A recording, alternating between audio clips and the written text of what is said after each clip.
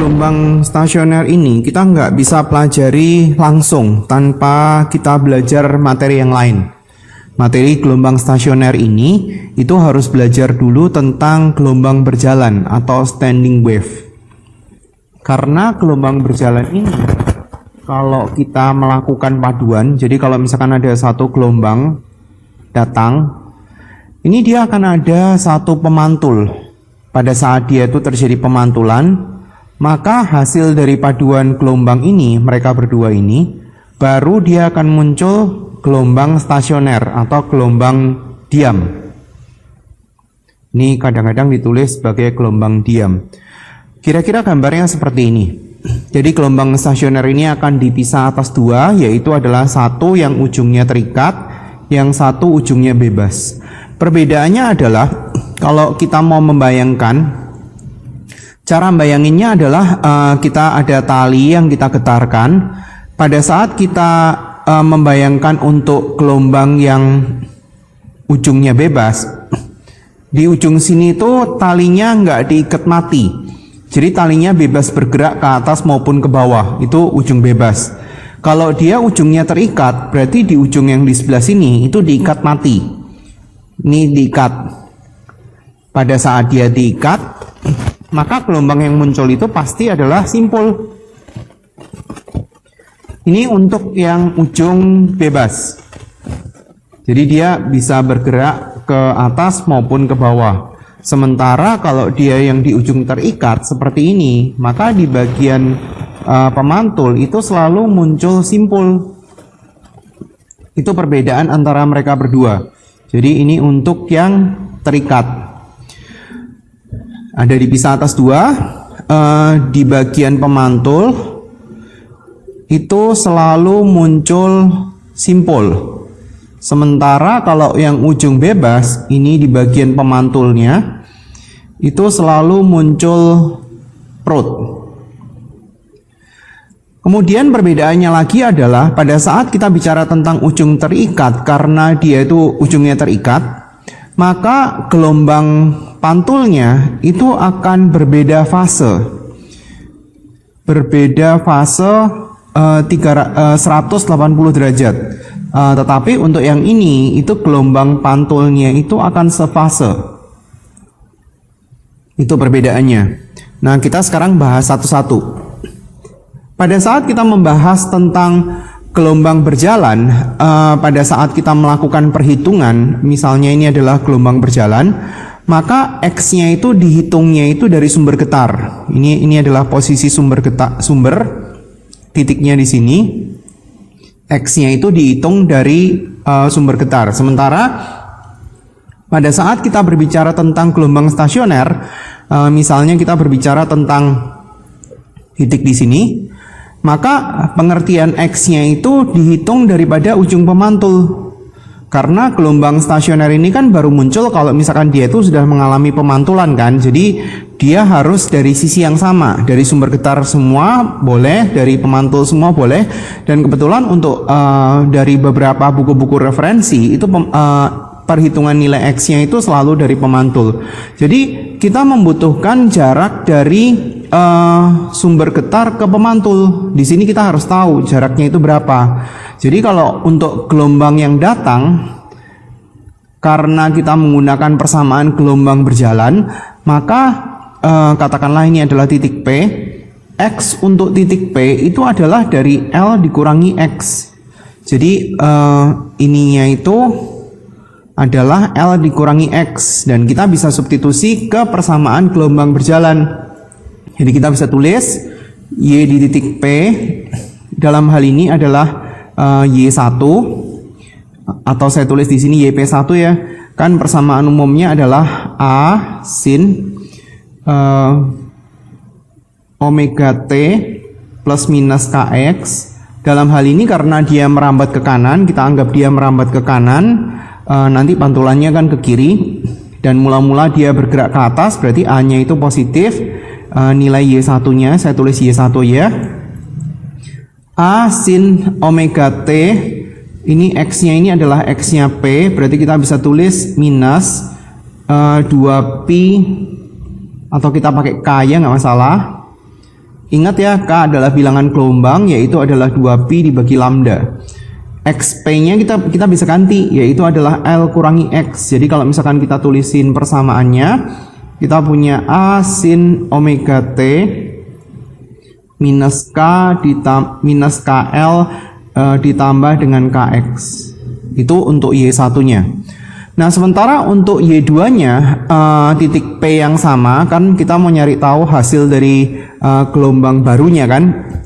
Titik P-nya ini persamaan daripada gelombang pantul, katakanlah dalam hal ini adalah Y2. Y2-nya ini menempuh jarak yang berbeda. Berarti dia sudah menempuh jarak ini, L, terus kemudian dia kepantul balik lagi. Berarti dari sini ke sini menempuh jarak sejauh X, kayak seperti X yang di sini ya. Berarti dari sini ke sini itu adalah jaraknya itu X. Sehingga kita bisa tulisin persamaannya, Y sama dengan A sin omega T. Di sini saya tetap pakai minus karena kan dia bergeraknya dari kiri, kepantulnya nanti kan diwujudkan dalam bentuk X-nya. Minus K dikali sama XP yang kedua, jadi kita bisa tulisin A sin omega T minus K. XP2-nya dalam hal ini adalah L ditambah sama X, kan dia kan sudah bergeraknya itu lebih jauh. Jadi jarak yang ditempuh dia itu adalah L plus X. Kalau misalkan kita jabarin, A sin omega T minus KL minus KX. Gitu persamaannya. Saya tulisin di belakangnya ya. Y1 sama dengan A sin omega T. Tadi kan di sini minus KL ditambah sama KX. KL ditambah sama KX. Terus kemudian nilai Y2-nya itu adalah omega T minus KL minus KX. A sin omega T minus KL minus KX. Nah, kalau kita mau nyari tahu persamaan hasil superposisi atau paduan gelombang untuk Y1 dan Y2, kita bisa faktorin A-nya. Jadi di sini ada sin omega T minus KL ditambah sama KX ditambah dengan sin omega T minus KL minus KX. Nah, kalau kita menggunakan rumus matematika, di sini kan ada rumus sin plus sin, ada rumusnya yaitu adalah 2 sin dikali sama cos, satu sudutnya itu jumlah, satu itu dikurang, demikian juga kalau diamen. Nah, di sini kita menggunakan yang positif karena kan di sini kan persamaannya sin plus sin. Jadi kalau misalkan kita aplikasikan rumus matematika yang sesuai, di sini kita punya A dikali 2. Tadi kan rumusnya 2 sin setengah jumlah cos setengah kurang, jadi kita substitusi 2 sin setengah jumlahnya itu saya tulis dulu ya. Jumlahnya berarti omega T minus KL ditambah sama KX, terus kemudian dijumlah dengan omega T lagi minus KL dikurangi dengan KX, terus kemudian cos yang depan omega T minus KL ditambah sama KX dikurangi sama yang belakang, langsung saya minus ya, ditambah KL ditambah sama KX dibagi sama 2. Terus kemudian kalau misalkan kita sederhanain, 2-nya kita pindah ke depan. Siapa yang bisa dicoret? Coba kita coret dulu. Ini sama ini kita bisa coret. Berarti di sini kita punya ada 2. Berarti ini kan ada omega T sama omega T ditambah dibagi 2. Berarti ini di sini omega T karena sudah dibagi 2. KL sama KL-nya juga bisa ditambah, terus kemudian dibagi 2. Hasilnya seperti itu. Terus kemudian kita tulisin kosinus, mana yang bisa dicoret? Omega T-nya bisa dicoret, KL-nya bisa dicoret, KX-nya berarti ada 2KX per 2. Berarti di sini adalah KX. Kalau misalkan kita deketin, omega T-nya saya agak geser, 2A kosinus KX dikali sama sin omega T minus KL. Ini adalah persamaan umum daripada gelombang stasioner untuk yang ujung bebas. Persamaannya seperti ini. Kalau kita mau nyari persamaan daripada kecepatan, ini kan simpangan. Kan kecepatan kan ada 2 kan. Kalau misalkan kita menggambar daripada gelombang transversal kayak seperti ini, berarti di sini kan adalah kecepatan untuk merambat. Kecepatan untuk merambat ini ada hubungannya sama lambda. Lambda sama dengan T kali V, lambda sama dengan V per F. Nah, ini kecepatan ini adalah kecepatan untuk merambat. Nah, sementara kalau kita mau nyari tahu kecepatan untuk bergetar, berarti caranya nyari adalah kita nyari tahu turunan daripada simpangan.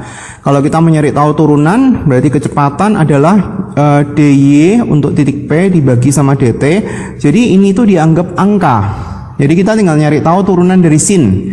Ingat kalau misalkan kita punya turunan dari sin, rumusnya adalah cos. Kalau kita punya y sama dengan cosinus x, maka turunannya itu adalah min sin x. Ini turunan min sin x dan seterusnya. Jadi kalau misalkan kita nyari tahu turunannya, 2a cosinus kx nya itu nggak ngapa-ngapain karena dia kayak seperti angka. Sin kita turunin cos omega t minus k kali L. Terus kemudian kalau kita cari turunannya lagi, berarti kita harus nyari turunan dari omega t min kl terhadap variabel t. Berarti di sini ada omega, sehingga kalau misalkan kita tulis 2 kali omega a cosinus kx dikali sama cosinus omega t minus kl. Itu kalau kita nyari tahu kecepatannya. Kalau kita mau nyari tahu percepatan getar, berarti kecepatan ini diturunin lagi terhadap variabel t. Dan kalau misalkan kita langsung turunin turunan cos, berarti min sin, kita bisa tulisin 2 omega kuadrat a cosinus kx, nggak ada perubahan, dikali sama sin, karena turunan cos kan min sin omega t minus kl. Ini kalau kita mau nyari tahu kecepatan dan percepatan. Bagaimana kalau kita mau nyari di mana posisi perut dan simpul? Karena yang paling sering ditanyakan adalah seperti itu. Simpangan, kecepatan, percepatan, dan lokasi simpul dan perut. Pada saat kita melihat ini, sebenarnya ada beberapa pendapat. Kadang ada guru yang ngomong bahwa posisi di sini ini adalah perut ke-1. Kadang ada yang ngomong perut ke-0, terserah. Cuma dalam hal ini kita bisa melihat bahwa kalau kita mau nyari tahu perut berikutnya, berarti bedanya adalah setengah lambda. Jadi dari sini ke sini kan setengah lambda, terus kemudian dari sini ke sini setengah lambda lagi. Jadi kalau misalkan kita tulisin persamaan untuk perut, kita mau nyari tahu nilai x-nya, x perut, berarti dia nanti akan muncul persamaan 0 atau setengah lambda, akan muncul lambda, terus kemudian 3/2 lambda, dan seterusnya. Sehingga kalau misalkan kita mau tulis dalam bentuk persamaan, X untuk posisi perut, itu adalah N-1 dikali sama setengah lambda. Itu kalau kita mau mulai N-nya itu dari nilai 1.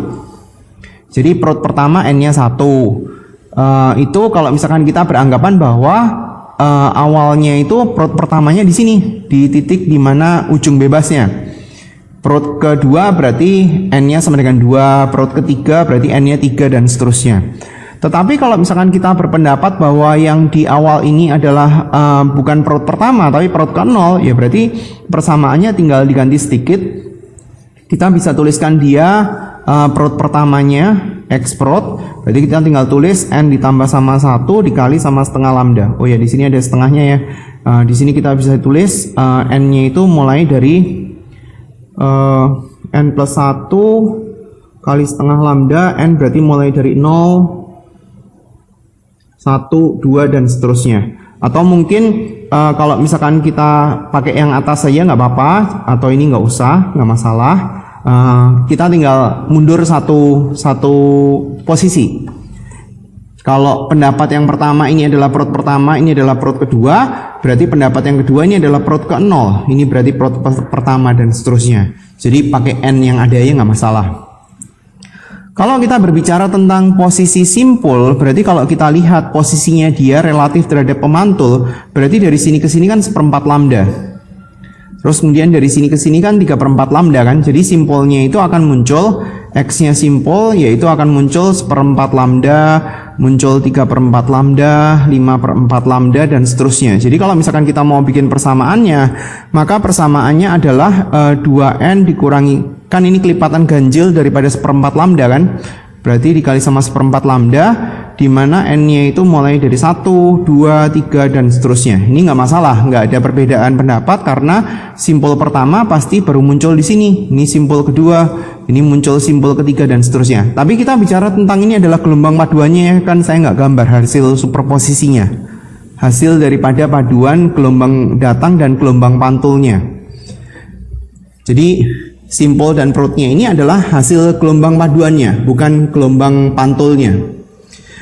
Kemudian untuk persamaan daripada gelombang stasioner untuk ujung yang terikat itu sebenarnya hampir sama dengan yang tadi. Cuma dalam hal ini kalau misalkan gelombang datang ini adalah Y1, kita bisa tuliskan Y1 itu sama dengan berarti adalah A sin omega T. Katakanlah posisi P itu di sebelah sini, berarti dari sini ke sini itu adalah X. Jadi X itu selalu dihitung daripada ujung pemantul, berarti dari sini ke sini itu adalah L dikurangi X, karena jarak dari sumber getar ke pemantul itu adalah L. Jadi kita bisa tulis Y sama dengan A sin omega T minus K kali X-nya P. X-nya P itu kita bisa ganti A sin omega T dikurangi K dikali L dikurangi X, sehingga kita bisa susun persamaan A sin omega T dikurangi KL ditambah sama KX. Sementara untuk persamaan yang kedua, ini di sini yang kata kunci yang penting adalah dia itu berbeda fase 180 derajat atau sebesar pi. Jadi karena dia berbeda sebesar pi, kita bisa tuliskan persamaannya A sin omega T. Di sini minus K dikali sama XP yang kedua, posisi P-nya kan di sini, tetapi kan dia sudah menempuh gelombang itu dari sini ke sini itu L, terus kemudian lanjut lagi arah ke sebelah kiri sejauh X. Berarti di sini ada ditambah dengan pi.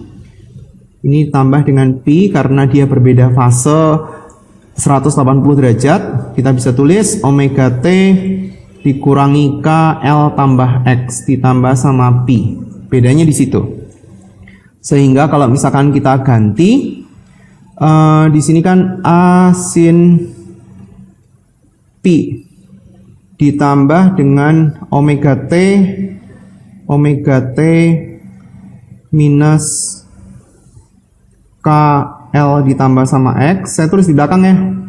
Ini kurungnya ada satu lagi, saya tulis di belakang. Y1 sama dengan A sin omega T minus KL minus, coba kita cek, plus KX ditambah sama KX, sementara Y2 nya adalah A sin, di sini tadi ada pi, terus kemudian ditambah sama omega T minus KL tambah X. Seperti itu. Ini kan adalah sin kuadran 3. Sin kuadran 3 kita bisa ganti jadi, kan kalau misalkan kita punya sin 180 ditambah sama alfa, berarti kan hasilnya min sin alfa kan, karena dia kan sin kuadran 3, berarti minusnya pindah ke depan, pi-nya hilang. Kita bisa tulis A sin omega T minus KL minus KX. Ya, jadi pada saat kita mencari tahu persamaan gelombang hasil superposisinya mereka, YP-nya sama dengan Y1 tambah Y2 sama, cuma di sini persamaannya itu muncul sin men sin omega T minus KL ditambah sama KX dikurangi dengan sin omega T dikurangi KL dikurangi sama KX. Nah, seperti itu. Jadi kalau misalkan kita lihat persamaan matematika, kita pakai rumus yang kedua. 2 cos setengah jumlah sin setengah kurang. Berarti di sini A dikali sama 2 cos setengah jumlah. Kita jumlahin ya.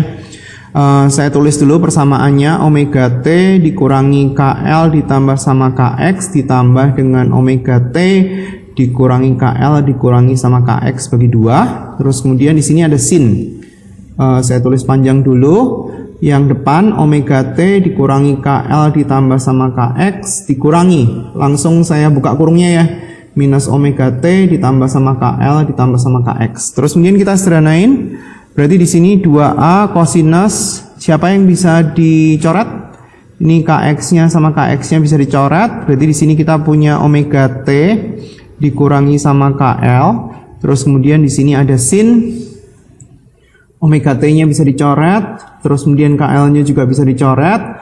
Berarti di sini ada KX. Kalau misalkan kita pindahkan tempat, karena ini itu adalah angka, bukan persamaan dalam T.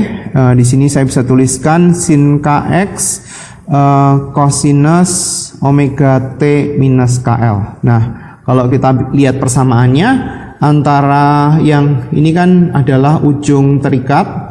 Kalau untuk persamaan yang ujung terikat ini berbeda di fungsi trigonometri. Kx-nya ini sin, sementara yang tadi kan cos. Di sini kan cos. Nah, ini adalah amplitudo daripada gelombang stasioner yang baru.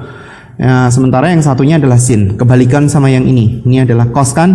Nah, ini adalah amplitudonya yang baru. Kalau kita mau nyari tahu kecepatan ya sama. Berarti kita harus turunin satu kali terhadap variabel t.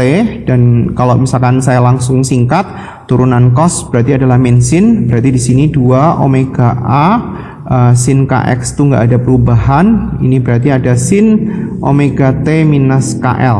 Kurang lebih sama kayak seperti tadi ya. Kalau kita mau nyari tahu percepatan, berarti kita harus nyari turunan dari kecepatan terhadap variabel waktu.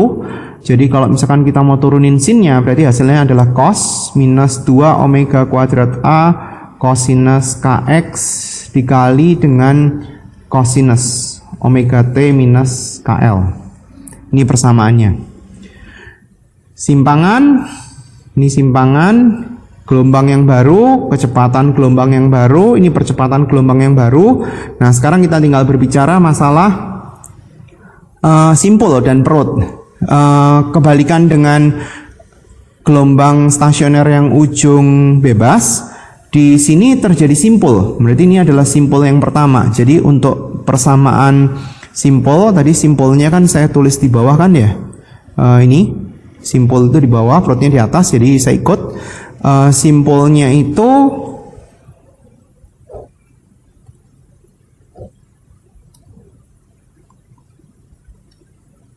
untuk simpul posisinya ada di 0 lambda, terus kemudian setengah lambda, terus kemudian 1 lambda dan seterusnya. Jadi kebalikan dengan yang tadi. Berarti kita bisa tuliskan untuk persamaan simpul itu adalah XS, dihitungnya dari pemantul ya, N-1 dikali sama setengah lambda. Kebalikan dengan yang perut tadi. Ini kan rumus simpul, sementara di ujung yang bebas tadi adalah rumus perut kan. Nih, rumusnya perut. N-nya mulai dari 1, 2, 3 dan seterusnya. Tuh, 2, 3 dan seterusnya. Nah, sementara kalau kita berbicara tentang perut, berarti perutnya ini akan muncul di setiap seperempatan. Jadi di sini ada muncul seperempat lambda. Kalau kita lihat gambarnya ini kan nanti kalau dipadu kan dia nanti akan muncul perut juga. Berarti perutnya kan muncul di sini. Ini ke sini kan seperempat lambda, terus kemudian perut yang berikutnya kan di sini. Ini kan 3/4 lambda dan seterusnya. 3/4 lambda, 5/4 lambda dan seterusnya. Sehingga kalau kita mau nyari tahu perut, berarti adalah 2n dikurangi 1 dikali sama seperempat lambda, di mana n-nya kita bisa isiin sama. Tinggal kita mau cari tahu simpul atau perut yang keberapa. Oke, sekarang kita latihannya.